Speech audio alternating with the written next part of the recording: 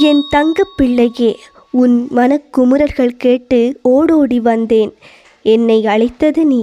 நான் சொல்வதை பொறுமையுடன் கேட்டுவிடு என் தங்கமே.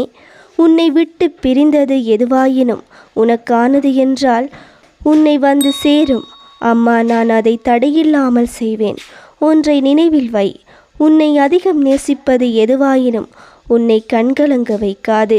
உனக்கு வலியும் தராது, சோதனையும் தராது, வேதனையும் தராது.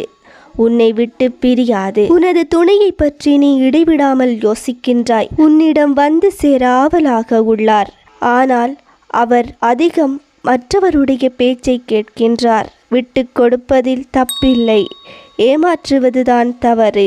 மனம் விட்டு பேசுங்கள். நீ உன் துணையின் மேல் அளவு கடந்து பாசம் வைத்திருக்கின்றாய். அவரை விட்டு பிரியாமல் இருக்க வேண்டும் என்று எண்ணுகின்றாய். முரண்பாடுகள் வாழ்க்கையில் இருக்கத்தான் வேண்டும். அது அளவு கடந்து இருக்கக்கூடாது. அதுவே வாழ்க்கையாகவும் கூடாது. இதற்காக யாராவது ஒருத்தர் விட்டு கொடுத்து பேசுங்கள். பேசுவதனால் உங்கள் பிரச்சனைகள் தீரும். நடக்குமா, நடக்காதா, சேருவாரா, சேரவில்லையா என்றெல்லாம் நீ எண்ண வேண்டாம். நம்பிக்கையோடு இரு. உனக்கானது உன்னை வந்து சேரும்.